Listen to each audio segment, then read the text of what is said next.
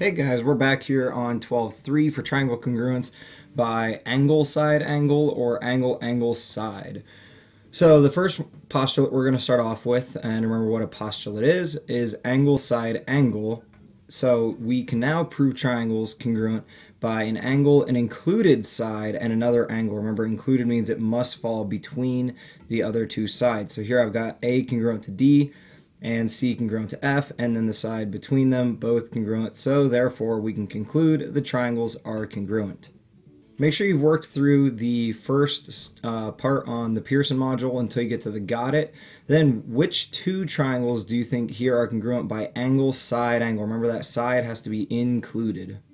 Then what we find out is our triangles HGO and ACT have the angle, side, angle because my angle A, the side between them, and angle C with my angle H, the side between them, and G. This practice is not in Pearson, but try these really quick. They're on your notes. Just make sure that you can figure out which ones are done by angle, side, angle. So pause the video now, answer both of these, and come back for the answer. So one giveaway that you could have seen is that we have not included sides here, and since we're trying to use angle, side, angle, we have to have an included side. So these end up being my congruent triangles. Work through the second part of the Pearson lesson until you get to this got it, and then pause the video, try to solve this on your own, and then come back and I will talk through the solution. So in the given here, I've highlighted the angles here because of vertical angles, and then our sides that are told to be congruent. And then we're told that angle B and angle E are both right angles, and we know that all right angles are congruent, so we know that those angles are actually congruent to each other. And because of that, we now have angle, side, angle, which proves the triangle is congruent. So try to fill in the blanks on this this extra problem that you have in your notes. The first one, you're looking for the property, and then how are we proving that the triangles are congruent?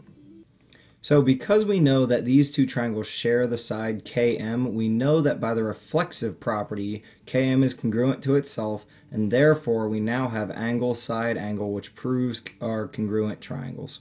Try this extra problem if you can. We've got parallel lines here given to us, so it might help to extend these lines a little bit to visualize, because then you have this transversal QT, and because of what we know about our parallel lines, you can probably solve a little bit more than what the given tells you, and then you can prove the triangle is congruent. So here we can see what we do to set up our proof is look at our alternate interior angles of our parallel lines, which would be angle RQT and angle STQ, and then we see that QT has to be congruent to itself because of the reflexive property, and that allows us to prove our triangle is congruent by side, angle, side. Alright, so now the next theorem to discuss is our angle, angle, side theorem. So what we've got here is two angles congruent in our shape and then one non-included side. So now we still use the two angles, but our side does not need to be included. Make sure they all have to match correctly. So this non-included side is coming off of the one tick mark angle, or my acute angle, and this marked side congruent is also coming off of or adjacent to my acute angle. So you got to make sure that that matches in order to prove that the triangles are congruent. So after you work through the next section of the lesson on Pearson, just go ahead and come back here for the got it once you think you've solved it on your own. So pause the video and come back when you're ready. Alright, so what we see here is this really important part of the given that RP bisects SRQ. So our bigger angle here, SRQ, then has a bisector, which by the definition of bisectors, then creates two congruent angles. So my angle SRP and my angle PRQ, those are now congruent. And then I can just write out the rest of the proof to prove angle, angle, side, since this is the same as itself by the reflexive property. In B, we discuss how we could have used angle, side, angle. So you'd be looking for the side between the angles. Sorry, this should not say problem 3 right there. It should have been for this problem. So I forgot to change that in your notes also as well.